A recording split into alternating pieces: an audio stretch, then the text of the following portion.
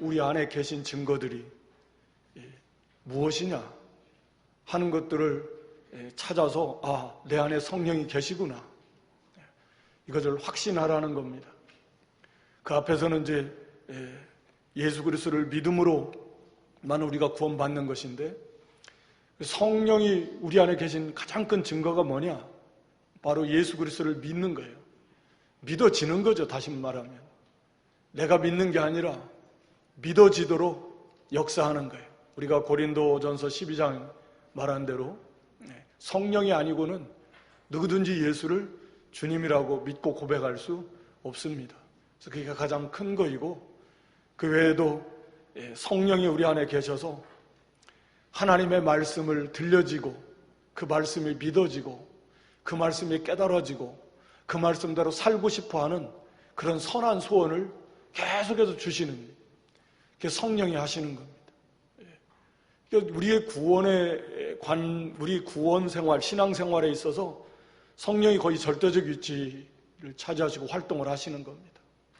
그래서 죄에 대해서 죄가 무엇이냐, 예수 그리스도를 믿지 않는 것, 그것이 바로 가장 핵심적인 죄다.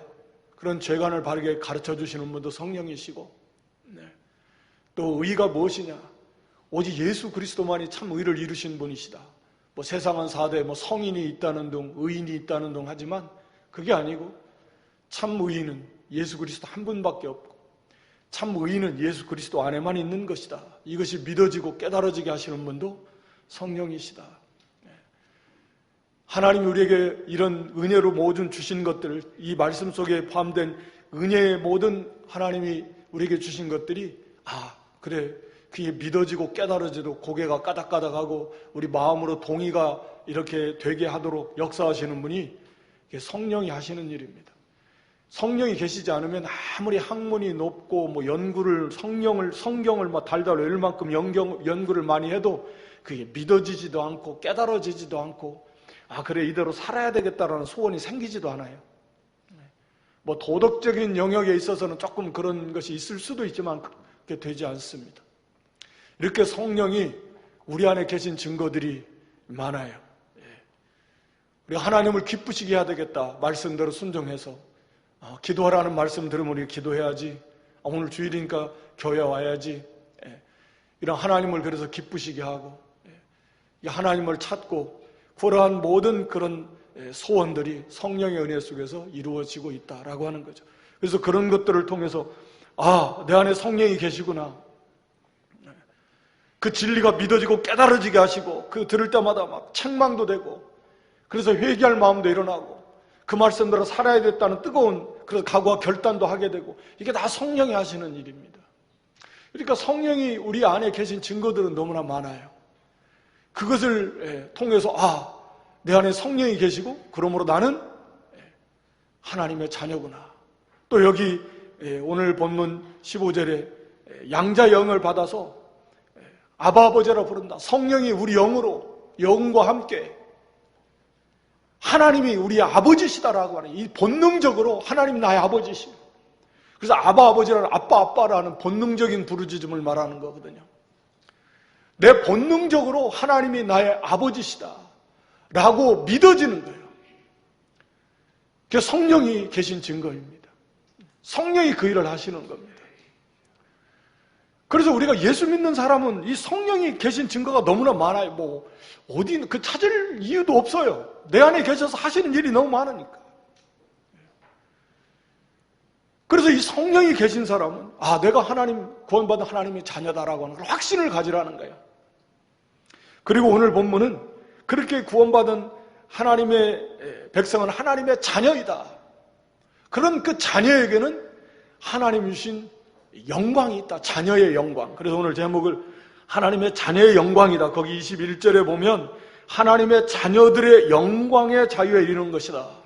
이 표현을 빌려서 하나님의 자녀의 영광, 이렇게 삼아봤습니다. 우리가 하나님의 자녀, 성령이 있는 사람은 구원받은 하나님의 자녀이고, 그 자녀에게는 놀라운 영광이 주어졌다라는 것이고, 그리고 이제 그 이후에 로마서 8장 마지막까지는 그 영광에 이르도록 완벽하게 성삼위일체 하나님께서 이것을 지켜주시고 완성시켜주신다. 그래서 구원의 확신과 그 구원에 따른 자녀의 영광과 그것이 반드시 이루어지는 실패함이 없는 완벽한 보호, 영광에 이르는 이런 확신에 거하게 되는, 이게 로마서 8장의 어떤 전체적인 줄거리라고도 할 수 있습니다. 오늘 본문은 우리가 그 영광, 하나님의 자녀된 자들의 영광에 대해서 우리가 다시 한번 좀 살펴보면서 은혜를 받고자 합니다. 첫째는 거기 자녀이면 하나님의 후사다. 거기 17절에 자녀이면 또한 후사, 곧 하나님의 후사다. 후사라는 것은 바른 성경은 상속자다. 개혁 성경 개혁 개정에서도 상속자로 다시 알기 쉽게 번역을 했습니다. 자녀니까 당연히 부모의 유업을 물려받을 그런 상속자라는 거죠. 그건 너무나 잘 압니다. 그래서 우리가 하나님의 자녀라면 당연히 하나님의 것을 이어받을 수 있는, 물려받는 그런 상속자라는 거죠. 상속자. 그래서 상속자의 영광입니다. 하나님의 후사의 영광, 하나님의 것을 물려받는 그런 자녀의 그 영광이 우리에게 있다라는 거죠. 상속자로서의 영광이 있다라는 겁니다. 그래서 먼저 우리가 생각해 볼 것은 상속자, 천국의 기업을 우리에게 하나님이 물려주십니다. 우리가 그것을 받아서 누리게 해주신다는 게 천국의 기업입니다. 우리가 마태복음 25장 34절에 보면 마지막 심판 때 이제 우리 주님이 하시는 말씀을 기록해 놨는데, 내 아버지께 복받을 자들이여 나와와 창세로부터 너희를 위하여 예비된 나라를 상속하라. 너희를 위해서 예비된 하나님의 나라를 이제 상속하라는 거예요. 하나님의 나라를 우리가 받아서 그 안에 있는 모든 영광을 다 누리면서 살게 되는 것입니다. 이 세상 나라와 같지 않아요.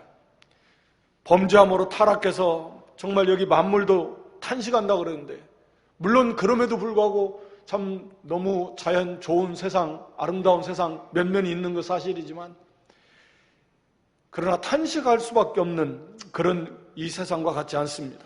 거기에는 우리가 성경을 빌어서 봐야 되는데, 계시록 21장 10절 이하에 보면 하늘로부터 내려오는 새 예루살렘, 하나님의 나라, 우리가 거하게 될 새 예루살렘 성을 우리가 보여주고 있습니다. 거기에는 하나님의 영광이 충만하다 그랬습니다. 하나님의 영광이 충만해요. 그래서 그곳은 밤이 필요가 없어요. 어둠이 없습니다. 다시는 밤이 없어요. 해도 달도 필요 없습니다. 하나님의 영광, 어린 양의 영광이 그 빛이 비추기 때문에 해보다 더 밝은 빛이. 그래서 밤이 없는 세계.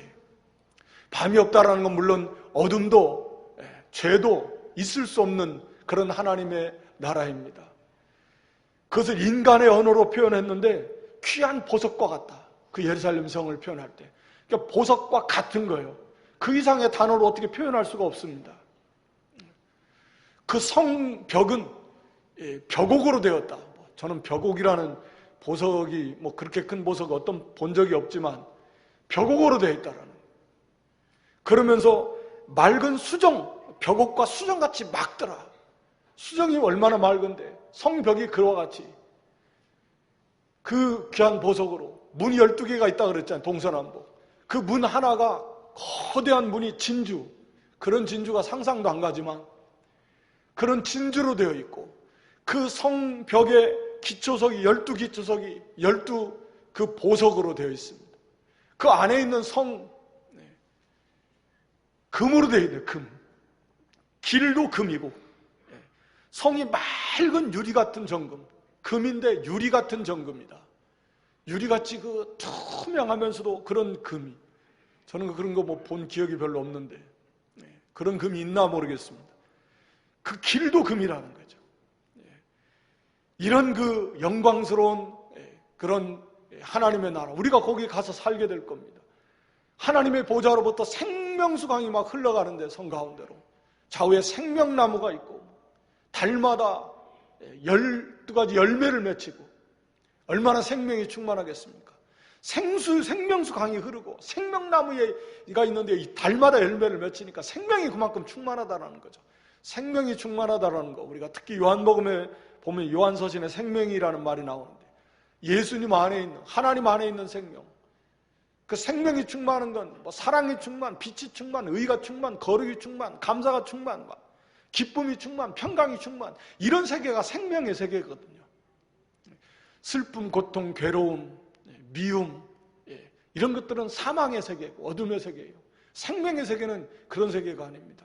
그러니까 생명이 충만할수록 기쁨이 충만하고 감사가 충만하고 사랑이 넘치게 돼 있고 평강이 넘치게 돼 있고 의와 빛이 거룩이 충만하게 되어 있습니다. 그런 생명이 충만한 나라가 하나님의 나라라는 겁니다. 그리고 거기에는 없는 것이 있습니다. 무엇이 없죠? 이 세상에서 안 좋은 거 다 없습니다. 사망이 없습니다. 눈물이 없습니다. 다시는 눈물이요. 울 일이 없어요. 애통하는 거, 곡하는 거 없습니다. 슬퍼할 일이 없어요. 죽을 일이 없습니다. 아픈 것도 없어요. 안 좋은 거 하나도 없습니다. 싸우고 다툴 일, 염려, 근심, 걱정할 일, 피곤하고 없습니다. 그것이 뭔지도 몰라요. 기억도 안 납니다. 그러면서 모든 좋은 생명이 충만한 건 가득합니다. 정말 이게 그냥 이야기가 아니에요. 상상 속의 이야기가 실제입니다. 우리가 가서 누리게 될 겁니다. 우리가 그런 존재가 될 겁니다. 우리가 부활의 몸을 입을 겁니다. 영광스러운 몸이요, 강한 몸이요, 썩지 않는 몸이요, 신령한 몸입니다. 그러니까 다시 아플 일도 없고 피곤할 일도 없고 죽을 일도 없습니다. 영광스러운, 영광은 참 어려운 단어이기도 하는데 이거 하나님께 속한 단어입니다. 하나님의 그 모든 성품이 영광입니다. 영광. 그러니까 하나님의 그 선하심, 그 지혜로우심, 그 사랑, 그 온유, 그 하나님의 능력, 하나님의 지혜, 하나님의 그 하나님 되심의 모든 성품이 영광이거든요. 한마디로 말하면. 그런데 우리가 영광스러운 몸이 된다는 것은 그런 하나님의 형상을 닮아간 존재가 되어버린다는 거죠. 우리 몸도 그런 몸이 돼서. 상상 속에 어느 사람이 그 사람 옆에만 가면 갑자기 마음이 푸근해지고, 마음이 너무 좋고, 그 사람이 말 한마디 손 한 싹 하면 모든 문제가 싹 해결되는, 하나님께 가까이 가면 하나님이 함께 하시면 그런 세계인데 우리가 그런 하나님을 닮아가게 되는 거죠. 하나님의 자녀의 영광입니다. 하나님께서 우리에게 주신 그 하나님 나라에서 그런 영광의 삶을 살게 될 것이고, 또 왕권, 그리스도와 함께 통치하게 된다는 게 기가 막힌 일입니다. 우리가 문화비유에도 보면은 10고을 권세, 5고을 권세, 8고을, 9고을, 다양하지만 권세, 그 고을, 한 도시, 한 성을 다스리는 그런 왕권이 그리스도와 함께 통치하게 된다는 거죠. 계시록 22장 5절에도 저희가 세세토록 왕노릇한다. 세세토록. 물론 1000년 동안 왕노릇하지만 그 이후에라도 세세토록 왕노릇한다 라고 이렇게 말씀합니다. 여러 곳에서 말씀하고 있어요. 계시록 3장 21절에도 이기는 그에게는 내가 내 보좌에 함께 앉게 하여 주기를, 내가, 예수님께서 내가 이기고 아버지 보좌에 함께 앉은 것과 같이 하리라. 이게 참 어마어마한 놀라운 말씀이잖아요. 예수님 보좌에, 내 보좌에 함께 앉게 해주겠다는 거예요. 예수님은 하나님과 함께 앉았는데 그렇게 존귀하게 해주시고 그런 실제적인 왕권을 주셔서 다스리기, 세세토록. 이게 너무 커서 잘 와닿지도 않죠. 이 땅에서 잠깐 지나가는 그런 왕도 우리 한국만 해도 작은 나라라고 하지만 5천만 명, 5천만 명 중에서 한 사람 5년 동안 100년 지나가 봐야 20명 그 왕 대통령 되고 말아요. 왕도 아니지만 얼마나 힘듭니까? 그래도 그게 잠깐 지나가는 것이고 그 영광이라고 해봐야 좋아하는 사람도 있고 싫어하는 사람도 있고 어떤 사람이 다 올라가도 다 좋아하는 것도 아니에요. 한쪽에서는 욕하고 또 한쪽에서는 좋다 그래도 누가 올라가든 다 그렇지 않겠어요? 우리가 무엇이 간데 하늘에서 세세토록 그런 영광스러운 왕의 자리에서 다스리는, 그리스도와 함께 다스리는 자리에 설 수 있다는 얘기예요. 이게 우리에게 주어진, 누구나 예수 그리스도를 믿는 성령이 안에 계신 하나님의 자녀된 저와 여러분 모든 자에게 주어진 영광이라는 거죠. 정말, 아니 이것을 받은 우리가 뭐 시시하게, 천국의 길바닥이 금이요 맑은 유리 같은 정금, 어마어마한 하나님의 나라요, 그렇게 영광스러운 나라의 한 성을 우리가 다스리는 왕이란 말이에요. 한 성, 두 성, 뭐 10성.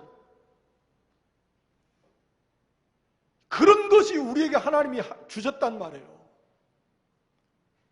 그러니까 우리가, 그게 사실이란 말이에요. 우리 가서 누리면 되는 거다. 이 땅에 살면서 뭐 조금 거기에 비하면 정말 아무것도 아니에요. 햇빛에 비하는 뭐 반딧불과 같은 그런 거예요. 보이지도 않는.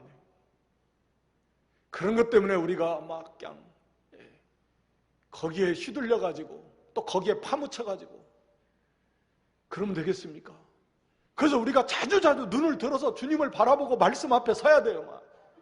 우리가 어떤 존재인가도 수시로 너무 자주 망각하고 그저 헛된 것에 머리 푹 쳐박고 그냥 어쩔 줄 몰라 하고 거기 그것을 얻으려고 다 허송세월하고 그러다가 껄껄껄 하지 말고 우리에게 주신 이 영광이 얼마나 크고 놀라운가. 우리가 하나님 앞에서 고요한 가운데서 말씀을 붙들고 묵상하는 가운데 이게 나에게 주어진 거란 말이죠.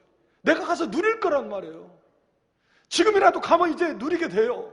그리고 이제 우리가 부활의 몸을 입고 완벽하게 누리게 될 것입니다. 이것이 우리에게 주신, 말씀드린 대로 하나님을 닮아가는 이 최고의 복이죠. 우리가 신의 성품에 참아 그리스도의 옷 입어라. 예수님을 닮아가는 거 우리가 깊이 생각하세요. 우리의 흙으로 지음받은 피조물이 하나님 형상대로 지음받았지만 타락해서 영원히 지옥 불속에 들어갈 인생들이 그냥 거기서 꺼내놓아서 그냥 하나님 따라 살게만 하는 것도 너무 감사한데 우리가 하나님을 닮아가는 거잖아요. 하나님이 어떤 분이십니까? 창조주시고 영원 자존하신 유일한 참신이잖아요. 참신. 그 하나님을, 그 예수님을 우리가 닮아가서 그런 영광스러운 존재로 만들어버리신다. 그게 영화입니다. 영화. 우리를 구원해서 중생시켜서 의롭다 하시고 의로운 우리를 점점점 거룩하게 만들어가서 최종적으로 영화로운 존재로 만들어버리시는 거예요. 그게 30절에 영화롭게 하셨다. 영화. 우리 구원의 최종 목표. 우리는 이미 구원받았지만 지금도 계속해서 구원을 받아가고 있고 마침내 구원이 완성될, 그것이 영화로운 구원의 완성이죠. 몸의 부활. 그때까지 우리는 계속해서 이 땅에 있는 동안에는 구원을 이루어가는 거죠. 그래서 그것이 최종적으로 이제 완성된 그런 영화로운 몸이 되는 것입니다. 우리가 하나님을 닮아가는, 영광스럽게 된다 그 말이에요. 하나님을 닮아갔다 그 말이죠. 영광스럽게 된다는 거. 말씀대로 그 사랑, 뭐 하나님처럼까지는 아니지만 그 사랑이 막 속에서 나오는 사랑의 빛이 나오고 거룩한 빛이 나오고 평강과 감사가 충만한, 의가 충만한 그런 존재로 만들어진 거예요. 예수님 하나님을 닮아가는 피조물인 우리를 지신 창조주 영원 자존하신 그 무한하신 하나님을 닮아가는 것보다 더 큰 복이 어디 있습니까? 그것이 정말 구원받은 하나님의 자녀된 우리들에게 주어진 정말 너무나 놀라운 그런 영광이라는 거죠. 이거를 우리가 계속해서 묵상하면서 그 안에서 막 기뻐하고 감사하고 그걸 소망하는 겁니다.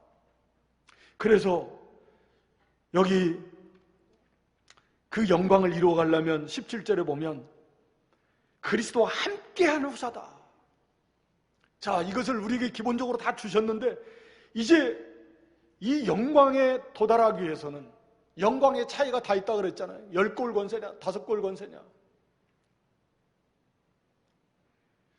여기에 이 영광에 이르는 길이 있는데 그건 예수 그리스도예요. 그러면 예수 그리스도께서 그 길을 가신 길을 가는 건데, 예수 그리스도가 이 땅에서 가신 길은 무슨 길이냐? 고난의 길이다. 예수 그리스도와 함께하는 사람. 우리가 예수님 떠나서 존재할 수 없고 구원받을 수 없고, 예수님 안에, 예수님과 연합된 존재예요. 예수님 안에 거하는 존재예요. 세세토록. 얼마나 감사해요. 그래서 우리가 하나님의 자녀된 것도 그리스도와 함께, 그리스도 안에서 그리스도와 함께 자녀가 되었고 함께 상속자가 되었습니다.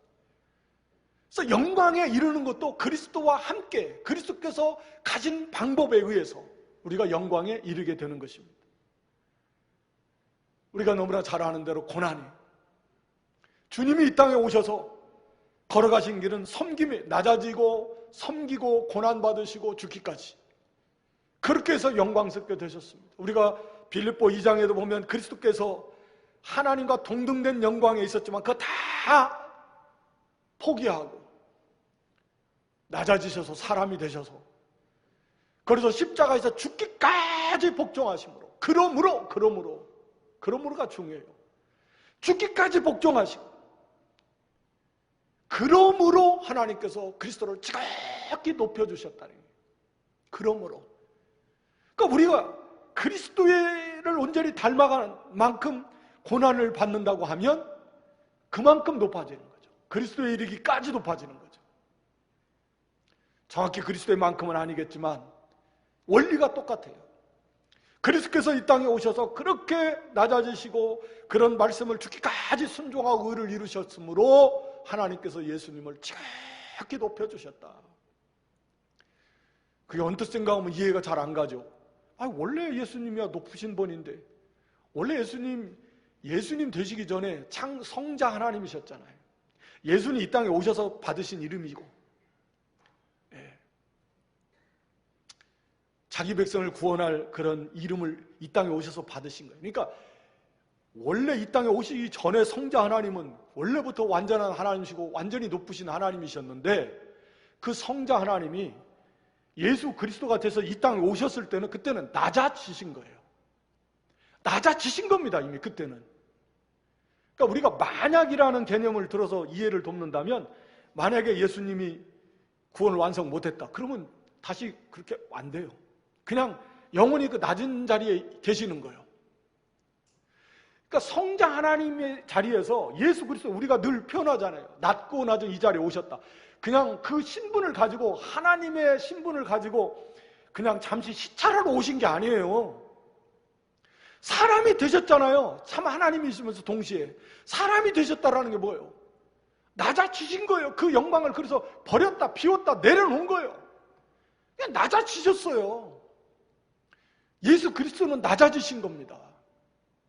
그런데 그분이 그 모든 말씀을 다 순종하심으로 그 예수 그리스도께서 지극히 높아지신 겁니다. 하나님의 심판권까지 받으시는. 그래서 지극히 높여지셨다는 말이 이해가 됩니까? 예수님은 진짜 낮아지셨어요. 성자 하나님이셨는데 진짜 우리와 같은 사람이 되셨어요. 그래서 진짜 낮아지신 거예요.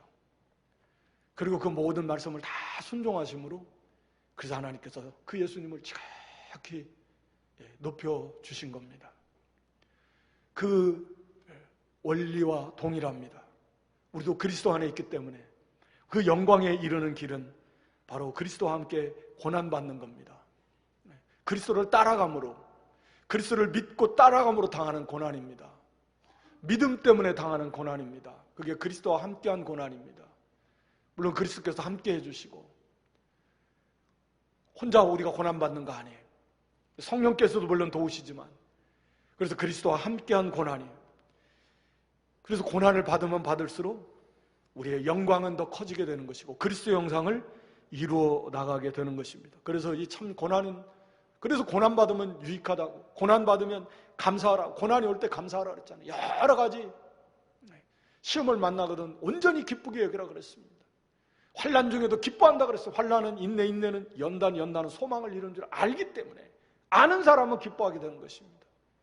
믿음의 시련이 금보다 더 귀하다고 그랬습니다. 불로 연단은 없어질 금보다 더 귀해서 우리가 그리스도께서 오실 때 존귀와 칭찬과 영광을 받게 하려 하십니다.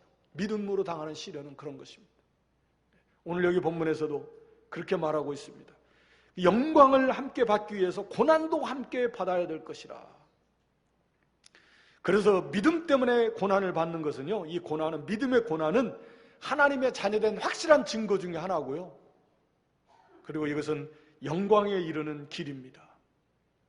그래서 거기 18절에 생각컨대 현재의 고난은 장차 우리에게 나타날 영광과 좋게 비교할 수 없도다. 이 말씀이 비슷한 말씀들이 우리가 고린도서 4장 17절 이후에도 있는 거고, 생각해보니까 그냥 하는 말이 아니라 사도 바울이 생각컨대 성령의 은혜 속에서 깊이 묵상하고 말씀에 비추어서 생각해볼 때 거기서 깨닫고 확실하게 성령께서 깨닫게 해주시는 건데, 현재의 고난, 이 말씀 보면서 현재의 고난? 내가 현재 고난 당하고 있는 게 있나? 예수 믿는다고? 그런 생각이 좀 들던데, 여러분 어떠십니까? 현재 고난 중에 있습니까? 지금까지 요리조리 싹싹 고난이 오면 피해가지는 않았습니까? 바울이 생각할 때 현재의 고난은 장차 우리에게 나타날 영광과 좋게 비교할 수 없다. 앞에서 말씀드린 대로 문화 비유를 말씀드렸는데요, 문화 하나씩 줘가지고 이 누가복음 19장에 보면 종 10사람에게 한 문화씩 줬습니다. 한 문화가 얼마입니까? 100데나리온입니다. 100데나리온.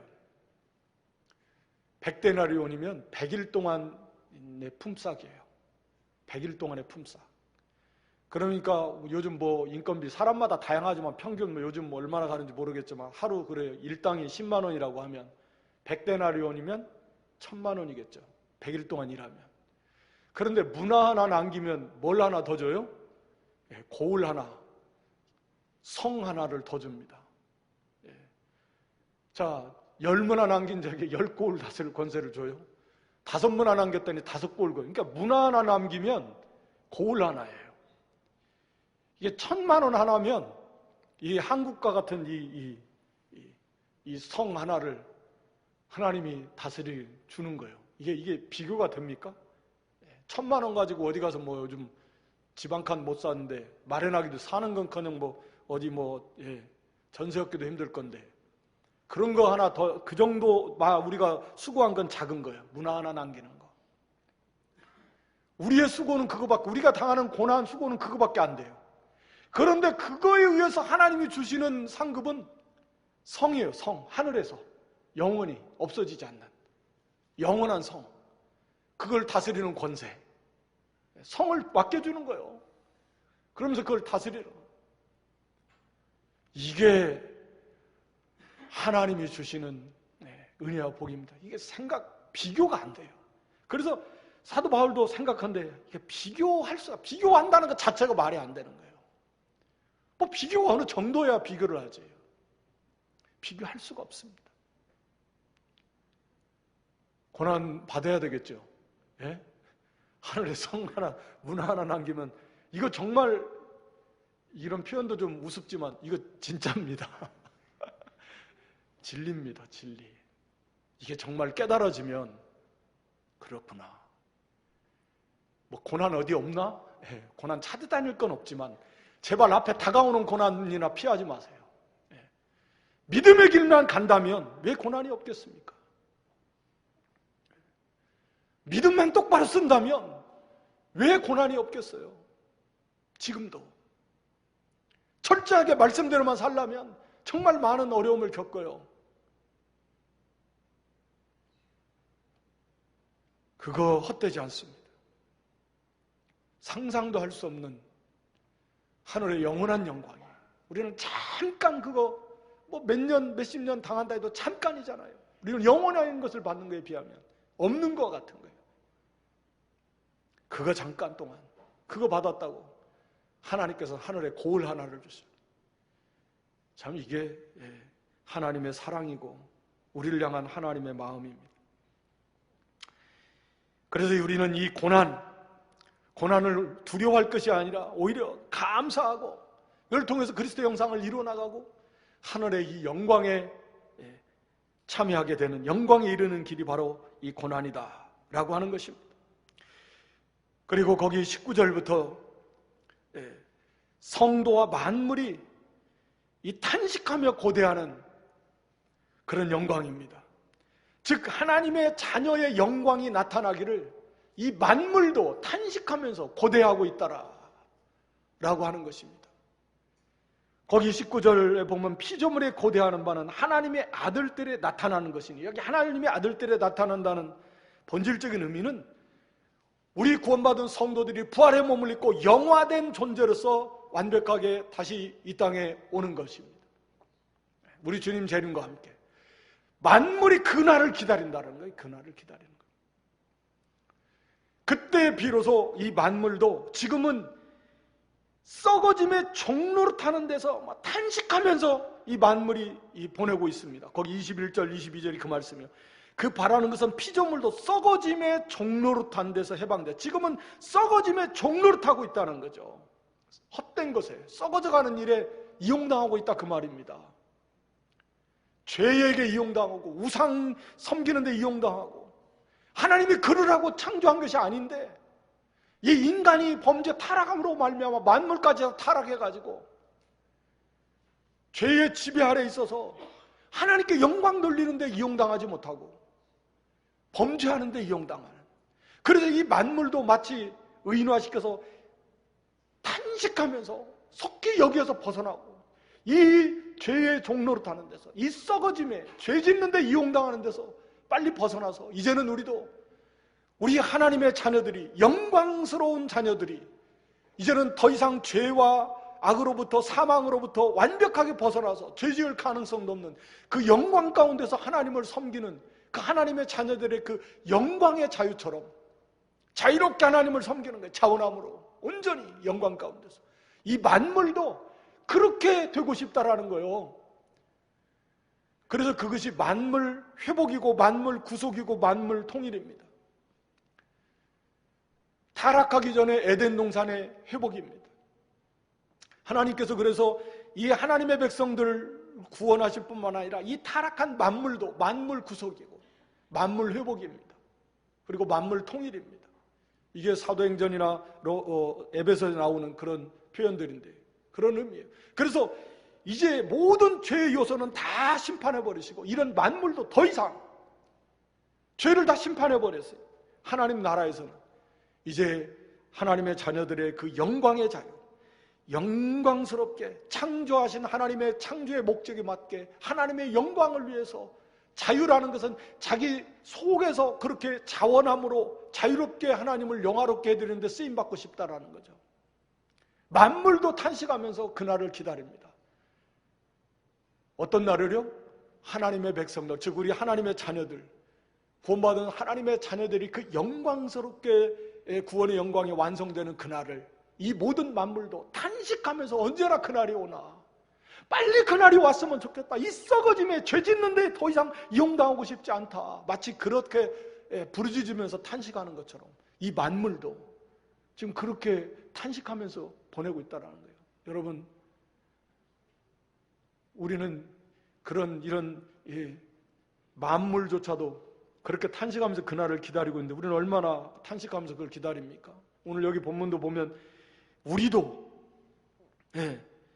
23절에 보면 이뿐 아니라 또한 우리 곧 성령의 처음 익은 열매를 받은 우리까지도 탄식하면서 양자될 곧 몸의 구속, 이미 양자는 됐고 한편으로는 이미 구원받았지만 말씀드린 대로 구원의 완성, 이 몸이 구원받는 날은 뭡니까? 부활입니다. 그 영화롭게 되는 구원의 완성될 그날을 참된 믿음을 가진 성도라고 하면 탄식하면서 그날을 기다려야 된다. 왜 탄식합니까? 이 죄악된 세상에서 죄와 싸우면서 이 거룩한 길을 걸어가려고 하는데 그게 쉽지가 않으니까 탄식하는 거죠. 그게 뭐 쑥쑥 잘 되면 뭐 탄식하겠습니까? 그래서 고린도후서 5장에도 짐진 것 같이 탄식한다 그랬습니다. 이 썩어질 것이 생명에게 삼킴받기 위해서, 하늘로부터 오는 처소를 덧입기 위해서, 즉 그리스도 형상을 이루어나가고 거룩한 그런 형상을 이루어나가는 이 죄와 싸우기 위해서 그게 쉽게 되지 않으니까 막 탄식하면서 어떻게 하면 좀 더 그것을 이루어나갈까? 오늘 여기 본문에서는 그날이 언제 올까? 속히 그날이 임했으면 좋겠다 라고 하면서 탄식하면서 그날을 기다리는 거예요. 이게 우리의 소망입니다. 그런데 오늘 여기 23절에 보면 성령의 처음 익은 열매를 받은 우리까지도, 성령의 처음 익은 열매를 받은 우리까지라는 말은 성령이 우리 안에 임하셨다 그런 의미고요. 이 첫 열매는 성령이라고 하는, 즉 그 성령이라는 첫 열매를 받은 우리라는 그런 의미입니다. 그러니까 성령이 첫 열매라는 의미예요. 여기서 말하는 의미는, 그러니까 성령이라는 처음 익은 열매를 받은 우리라는 그런 의미입니다. 그러니까 첫 열매라는 것은 우리가 구약에도 첫 열매를 하나님 앞에 드린다, 첫 열매 드린 것, 그 감사의 의미도 있고, 이 첫 것이 열렸다라는 의미는 곧 그와 같은 일들이 곧 이어서 이제 완전한 추수가 이제 이루어질 것을 그걸 믿고 그걸 바라보면서 하나님께 첫 열매를 드리는 거거든요. 첫 것을 드린다는 거예요. 추수의 처음, 첫 열매, 추수의 처음인데 그것은 곧 이제 온전한 추수가 다 완성이 될 것이다 라는 하나의 보증입니다. 보증. 그래서 성령이라고 하는 첫 열매를 우리에게 주셨는데, 우리가 구약에 보면은 출애굽기 34장 22절에 77절, 곧 맥주의 초실절을 지키고, 민수기 28장 26절에 보면 77절, 처음 익은 열매를 드리는 날에, 그러니까 보리의 첫 열매를 드릴 때가 77절이거든요. 그 맥주절이라고도 하고, 밀의 첫 열매를 드릴 때는, 그러니까 보리의 첫 열매를 드릴 때는 77절이고 그때가 맥주절이고 그때가 오순절입니다. 그러니까 첫 열매를 드리는 절기가, 보리의 첫 열매를 드리는 절기가 오순절이에요. 맥주절이고 77절이에요. 그래서 오순절 성령이 임하신, 그 오순절에 성령이 임하신 것도 거기에 의미가 있어요. 그래서 성령이 우리 구원의 보증금과 같아요. 보증. 우리가 고린도후서 1장 22절, 고린도후서 5장 5절에 보면 성령을 우리의 보증으로 주셨다. 보증으로 주셨다는 말이 뭐예요? 보증금과 같은 거예요. 보증금. 하나님께서 우리 구원에 대한 보증금, 즉 구원에 대한 확신으로 성령을 우리에게 임하게 하신 거, 우리에게 주시겠다, 그런 의미입니다. 그래서 성령이 구원의 보증이에요. 우리에게 주심으로써 하나님이 우리 구원의, 즉 마지막 구원의 완성, 영화된 몸에 이르기는 거기에 대한 보증금과 같이 구원의 보증으로서, 첫 열매로서 성령을 우리에게 보내주신 것입니다. 그래서 이제 곧 우리의 구원은 완성될 거라는 보증과 같은 거예요. 그래서 성령이라고 하는 첫 열매를 받은 우리 구원에 대한 보증으로 우리 성령이 우리에게 오셨다라는 그런 의미입니다. 하여튼 그래서 이제 곧 그 성령이 우리 구원을 책임지시고 구원을 이루어갈 것이고, 우리의 구원은 이제 보장된과 다름없다라는 그런 의미입니다. 그래서 그 성령이 이제는 우리를 위해서 이제 탄식하시며 도우시는 그런 일을 하시는 것입니다. 그래서 이 모든 성도와 함께 모든 만물까지도 이날을 탄식하면서 기다립니다. 우리도 당연히 이것을 소망으로 받았기 때문에 이것을 바라봐야 됩니다. 소망에 충만한 확신이 이르도록 해야 됩니다. 그렇게 이르려면 좀 부지런하게 아브라함처럼 부지런히 즉시로 순종하고 또 힘써 순종할 때 이 소망이 충만한 확신이 되는 것입니다. 이것을 바라봐야 되는 거예요. 땅의 것을 누가 바라보리요? 이 말씀을 읽을 때마다 좀 찔리죠. 24절에 우리가 소망으로 구원을 얻었음에 보이는 소망이 소망이 아니니 보는 것을 누가 바라리요?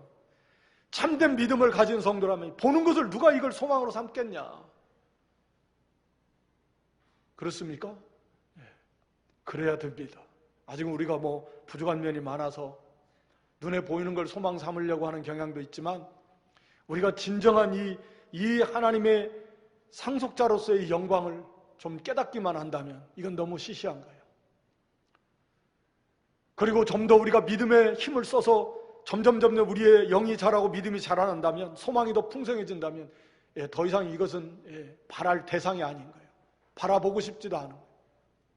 영광의 그 나라를 바라보고 영광의 그 날을 소망하고 영광의 그 부활을 바라보고 그 주님을 바라보게 되는 것입니다. 그리고 이제 이 성도의 자녀의 영광은 보장되었다. 그래서 보장된 자녀의 영광이다. 이렇게 표현하고 싶은데요. 오늘 거기 간략하게 거기 26절에 보면 이와 같이 성령도 우리 연약함을 도우시나니 우리가 마땅히 빌 바를 알지 못하나 오직 성령이 말할 수 없는 탄식으로 우리를 위하여 친히 간구하시느니라. 그래서 마음을 감찰하시는 이가 성령의 생각을 하시나니 이는 성령이 하나님의 뜻대로 성도를 위하여 간구하신, 성령이 우리 연약함을 도우십니다. 우리 연약함을 도우신다라는 것은 특별히 우리가 이 믿음의 길, 거기 17절에 보면은 우리가 고난도 함께 받아야 되는데 우리가 영광에 이르는 길이 이 믿음으로 당하는 고난이다. 주님 안에서 주님을 따르는 길인데 그건 고난의 길이고 그 고난을 만날 때에 성령께서 도와주신다. 뭐 언제나 항상 도와주시면 특별히 성령이 우리를 위해서 탄식하시며 우리가 기도하면서 하나님을 의지하고 나가야 되고 이 구원의 길을 걸어가야 되는데 때로는 우리가 무지하고 연약해서 마땅히 하나님의 뜻을 알지 못할 때가 너무 많고 그래서 하나님의 뜻대로 구해서 그 하나님의 뜻대로 도움을 입어서 이 구원을 잘 이루어가야 되겠는데 우리가 하나님의 뜻을 모를 때가 너무 많아요. 그래서 성령이 그때라도 하나님의 뜻대로 우리를 대신해서 우리를 위해서 기도해 주신다는 거죠.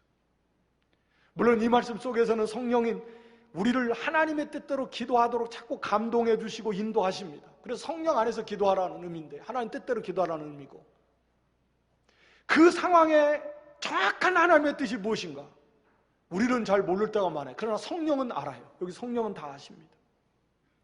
그러니까 그때 이건 여기에 이 고난 속에서 이런 환경 속에서 여기에 처한 여기서 우리가 무엇을 구해서 어떻게 해나가기를 원하는 하나님의 뜻이 딱 정해져 있는데 우리는 그걸 찾지 못해가지고 우왕좌왕할 때도 많고 그러나 성령께서 그걸 정확히 하시는 거예요. 그래서 하나님의 뜻대로 우리를 대신해서 기도해 주십니다. 그러니까 하나님은 그 성령의 기도를 당연히 들어주시죠. 그래서 우리를 향한 하나님의 선한 뜻이 이루어지도록 우리에 대한 하나님의 선한 뜻이 실패하지 않아요. 그 중에 하나는 성령이 우리 안에 계셔서 모든 범사에 우리를 향한 하나님의 뜻대로 우리를 위해서 대신 기도해 주시니까 그러면 하나님은 그 기도를 들어주셔서 하나님의 뜻을 우리에 대한 하나님의 뜻을 다 이루시는 거예요. 그래서 사실 이 말씀이 28절의 말씀과 관련이 돼 있어요. 모든 것이 합력해서 하나님의 뜻을 이루어요. 그러니까 성령께서 도와주세요. 우리를 위해서 하나님의 뜻대로 이루어지기를 기도해요. 하나님은 그 기도를 들으시고 우리를 향한 하나님의 선한 계획, 즉 그리스도의 형상을 이루어나가는 영광에 이르도록 하나님께서 도와주십니다. 그러니까 얼마나 감사합니까? 그래서 성령께서 우리를 위해서 기도하십니다. 성령만 기도하시나요? 거기 34절에 보면은 우리가 오늘 읽진 않았지만 34절 마지막에 예수님이 하나님 우편에서 우리를 위해서 간구하시는 분이시다. 성령이 우리 안에서 우리의 구원을 이루어가도록 그리스도 형상을 이루어나가고 그 영광이 이르도록 하나님의 그 뜻이 이루어지도록 쉬지 않고 탄식하시면서 우리를 위해서 기도하시면서 도와주시고 하늘 보좌 우편에 계신 예수님께서 우리를 위해서 기도하시고 거기 28절에 보면 모든 것을 합력해서 우리가 알거니와 하나님을 사랑하는 자 곧 그 뜻대로 부르심을 입은 자들에게는 모든 것이 합력해서 선을 이루어 하나님께서 모든 걸 합력해서 우리에 대한 선한 계획, 보배로운 계획, 그리스도 형상을 이루어나가는 계획을 하나님이 이루어 가신다라는 거죠. 성삼위일 하나님께서 성령은 우리 안에서 하나님 뜻대로 이루어지기를 기도하시고 하늘 보좌 우편에 계신 예수님께서는 우리를 위해서 거기서 기도하시고 그 기도를 들으시고 성부 하나님께서는 우리에 대한 그 원래의 하나님의 보배로운 계획 그리스도 형상을 이루어나가게 하셨다고 하는 하나님의 그 보배로운 계획을 모든 것을 다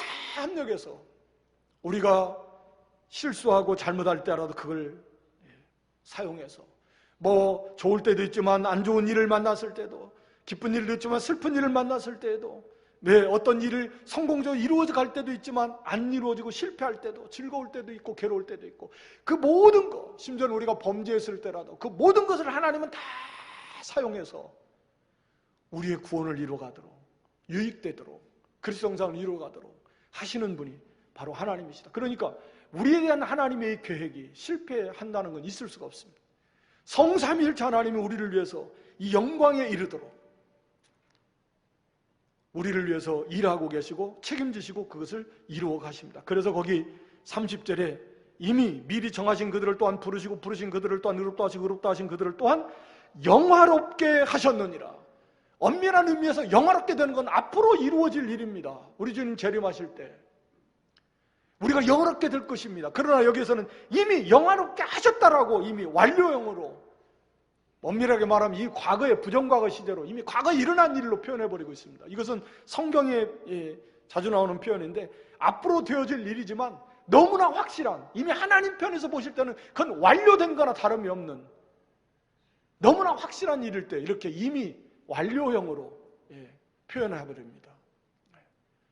우리에게 주어진 이 영화롭게 되는 이 일은 이미 완성되어진 거나 다름없다라고 하는 것입니다.